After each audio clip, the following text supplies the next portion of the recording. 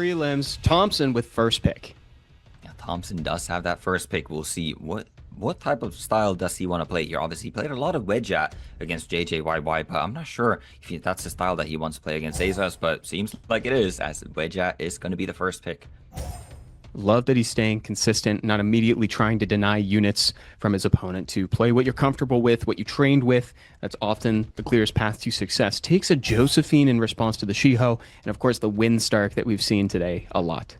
Yeah, and ZEZAS also not changing his style at all. These were his first two picks in his game one against Sunny as well. So he's going with that Vanessa as well as that Shiho, and now already bringing a Misty as well as Brakuni for a little bit of sustain.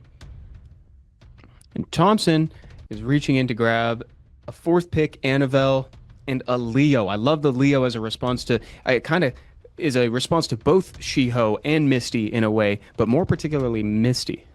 Yeah, Annabelle is a great pick. Obviously, the slows and defense breaks, and we've seen how much damage Annabelle can do with that setup, you know, and just the slows as well. The slow does get negated by the Leo, but if Leo makes it through, okay, Leo ain't making it through. Yeah, no, definitely not. That last pick from ZEZAS tells us everything we need to know, dude. Yeah, Leo is going the way of the dodo for sure. But Leo, if you ban out Leo here, or ZEZAS bans out Leo, I feel like THOMPSIN can kind of easily ban out Vanessa, and the wedge would outspeed, therefore getting defense buff for the whole team. And Sonya can't ignore defense when there's defense buff. Oh, whoa, dude, you just played 4D chess a little bit. Actually, that would have been really cool to see. Maybe he wasn't so sure it was. Yeah, I'm not too sure about that, but that's a really cool outline. Yeah, I would like to see THOMPSIN just ban out this Vanessa and take the turn one and potentially just, you know, down some monsters here. But Shiho does take the turn one as played, but is unable to stun this Annabelle here, which therefore, you know, Josephine passive is not activated, but Annabelle is still forced to use that heal to try to hawk herself back up. So he decides to hold back on that skill 3 from the Annabelle. You know, later he can maximize it by removing the immunity off of all these units. So he's aiming to get as much as humanly possible here. When Shiho going for that skill 2 does get 3 stuns, but that Josephine passive was not activated earlier, so still available. Josephine gonna pick herself back up and also return a stun on that Brakuni. Although Brakuni is looking to cleanse itself right now, the Stark is gonna put some more damage on the Shiho, and that's a lot of damage. Yeah, this is perfect too, because now Rakuni is going to apply that heal onto Shiho, who doesn't have anything to cleanse, so Rakuni will hopefully stay down, is THOMPSIN's plan. Wow, yeah, THOMPSIN switched to a Violent Stark. I know he was playing a Vampire Stark when this unit was first released, but now going for a Violent, it's doing a lot of damage. Also seems to be 100 resistance, as we did resist everything coming from that Misty. And now THOMPSIN's dumping the skill 2 from the Windstark, regardless of whether or not there's AoE defense breaks. Here it comes, lots of resist, and unfortunately Misty resisted the slow, Topa. Yeah, Misty resisted the slow, and 2 defense breaks also got resisted there, and now the Provoke is getting resisted too. A lot of resist flying around right now, and the Stark, obviously, it's taking a little bit of damage, so the passive is getting amped up, and that's some nice damage is dishing out there. And as a reminder to folks too, Threat State does come in with baked-in damage reduction. It's not a lot. We're talking like 15%, but it's still something here. Ultimately, though, Windstark drops under the onslaught. Oh, Windstark is going to go down, and this Misty's going to get some nice healing. Well, not that much healing, actually. I think this defense broken, which seems to be a non-crit rate Misty here, just all additional damage on that. But I think that's still going to be enough. THOMPSIN lost his bigger source of damage, and just missing that slow on that Misty may be the difference factor in this game. Yeah, I'm wondering if maybe there was a world where he should have ripped the skill 3 from Annabelle early, even though it wouldn't have gone on the Shiho and the Vanessa, but it might have applied that slow on the Misty early.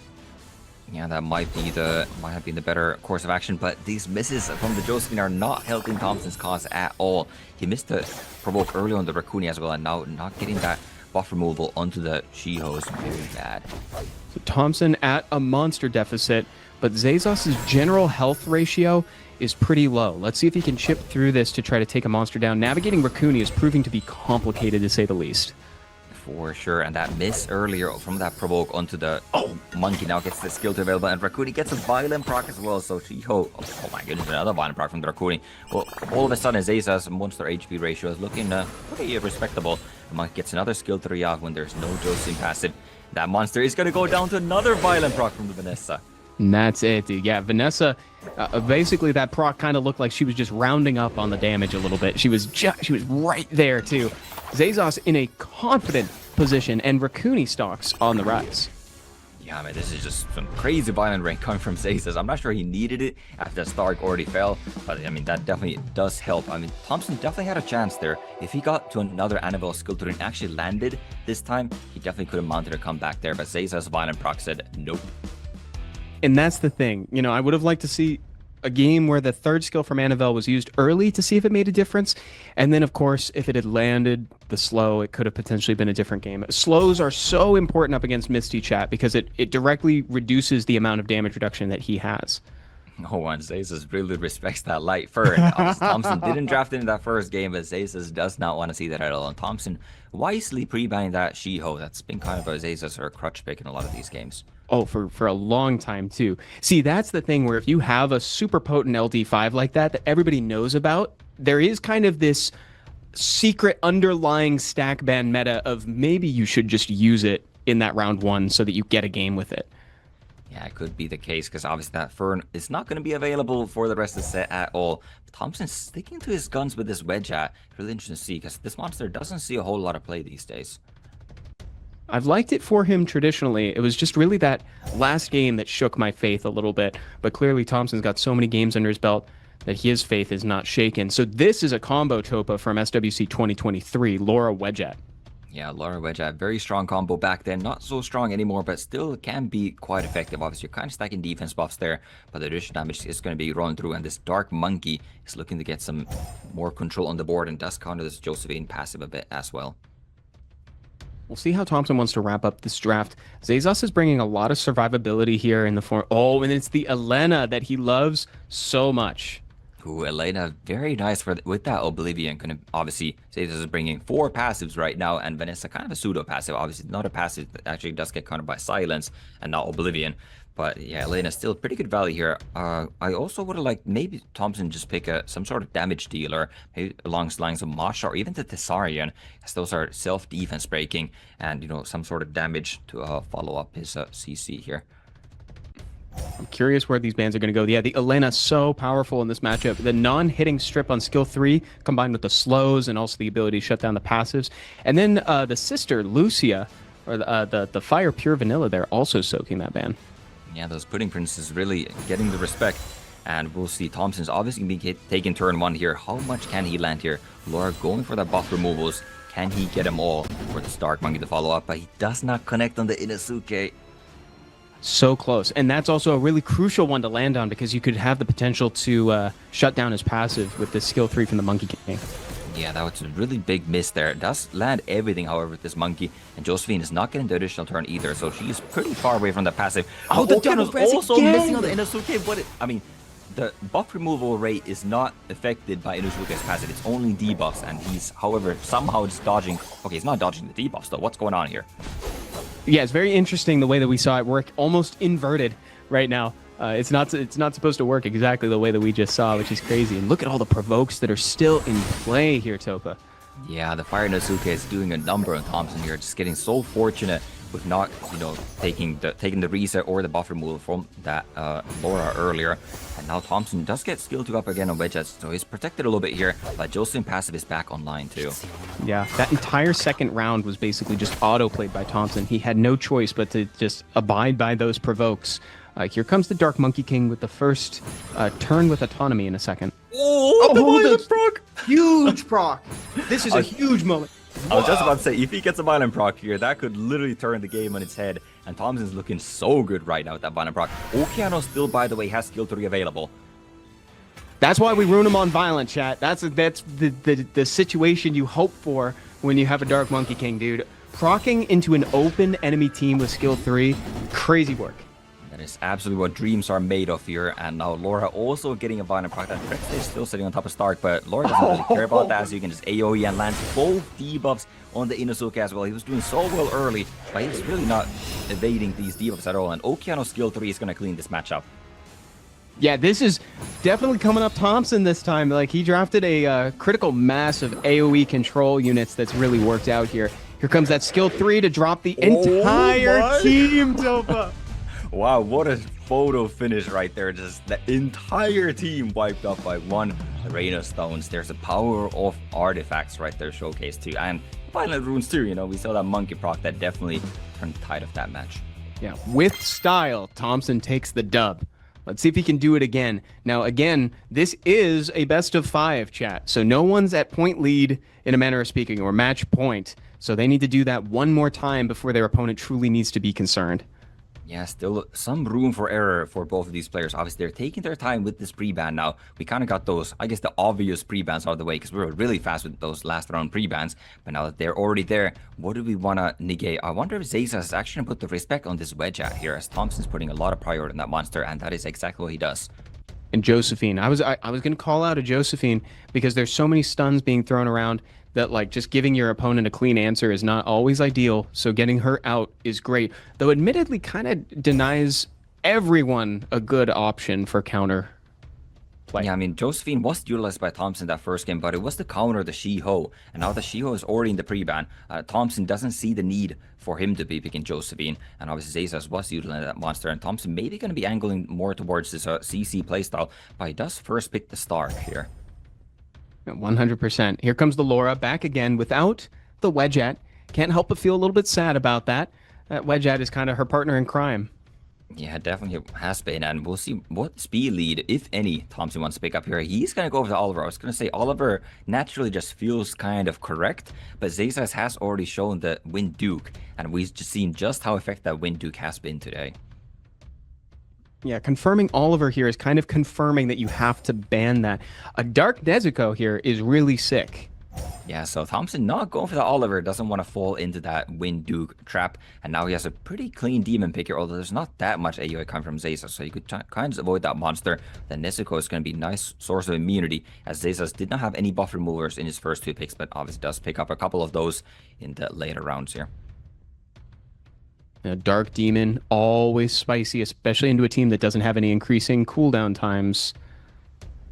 Yeah, Dark Demon looking pretty strong here, and Julianne also getting picked up. So ZEZAS can definitely pick up some anti-revive monster or anti-passive monster, you know, something like a Zenny against the Julianne, or something like a Rocky, like weirdly enough, would be kind of strong here. I don't know if it would get the respect from Thompson. Layla is also a very strong counter against the Julianne, applying that cleanse block. Yeah, what a funny recommendation. I don't think I've heard a Rocky call out in a long time. The Fire Hell Lady. That's really funny. She would do great into this situation, actually. Dark Demon gets banned out. Kind of expecting that. And of course, the Layla is, like Topa pointed out, just a hard counter to the auto cleanse on Julianne. Yeah, ultimately, it doesn't really matter a whole lot with ZEZA's last pick, because Thompson was like pretty committed to spanning that last pick either way. So Layla is, you know, obviously fine last pick, and it does get the respect from Thompson, and ZEZA's actually outspeeding Thompson here, as he does have the speed advantage, getting nice violent proc on the Ashore, and Anna, or Laura, is hurting. Oh my, that was just shy of the perfect situation for Asher owners everywhere, dude. Missing every defense break is something I can completely identify with. That's happened to me so many times. Yeah, that's quite unfortunate. Laura also getting violent proc, getting into skills, but awkwardly enough, the Juno is moving right after, so can't really still utilize that skill. Dangerous. He wants to get the Juno buff removal out of the way so the Nezuko can then cleanse. That's a lot of damage coming towards Thompson here. ZEZAS is in a good spot. Thompson is not out by any means here. He can stabilize from here. It's just hard considering he's playing at a 3 to 4 monster deficit. Definitely can. That was actually very, very fortunate stun from ZEZAS on that Stark, because the Stark with the passive was going to get the attack bar to move in front of the Sierra, and he could have provoked the Sierra, but obviously he got stunned, so couldn't get that provoked. So ZEZAS getting a this kill Annabelle? Yes. RNG here, but Thompson confirming the kill on the Annabelle, and we are 3 monsters apiece, and Stark is getting stacked up. Yeah, dude, you're going to see this damage ramp up. Again, it is capped at 200 now, 200%. Now, the additional turn from this, look at the damage. Asher's sitting at half health after that. Man, even with the glancing hits, that Ashore is feeling the damage. Now we going for a stun on that Ashore, controlling it down, and oh my goodness, Thompson's with the double proc here, definitely clapping back. I think he was going to go for the stun on Sierra, but no, he killed. I was wondering the same thing. It's like you got to weigh there's an opportunity cost here. It's like, do you stun the CR or do you confirm the kill? Yeah, well, now we kind of have to go Vanguard duties. Get that provoke on the CR. Does get the provoke, nice. So does still deny that CR the turn. And Julianne is not going to be finishing off this. Okay, never mind. It is going to be finishing off this CR with that Thompson. Ooh, the Stark even survives. Wow.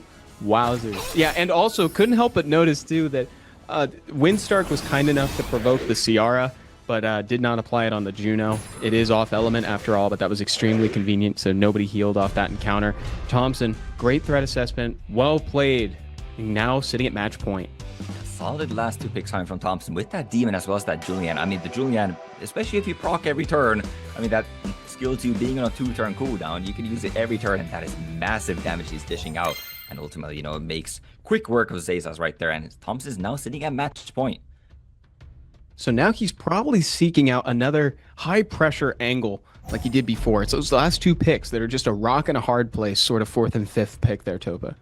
Yeah, well, Thompson has last pick this time, so ZEZAS might be a bit more comfortable this if he can pick up a good draft himself and just ban out that last pick from Thompson's side. But we'll see as we get in this game, and the Hey Gang as well as Laura are in the pre-bans. That Stark is being valued a lot by both players right now. Oh, this is kind of classic Thompson aggression here with the Han Gianna for that dark speed lead. I wonder if I wonder how dark he's going to get with this draft. We know he still has that dark Nezuko as well that he showed last game. Oh yeah, as well as a Viva Chill. He has a lot, available. Yeah. And I guess this kind of what Thompson's been working towards that pre-ban as well. The Josephine's the pre-ban, the Haegang's now the pre-ban. So this Gianna is kind of unleashed. Yeah.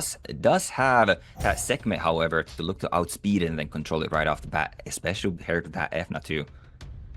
Yeah, as strong as this looks, as cool as a full dark team looks from Thompson, ZEZAS is very much geared and ready to attack back with this. He's got the speed leads from both Chandra and CR, and like Topa pointed out, super high base speed units like Ethna and Sekhmet that are just ready to disrupt what the enemy's bringing.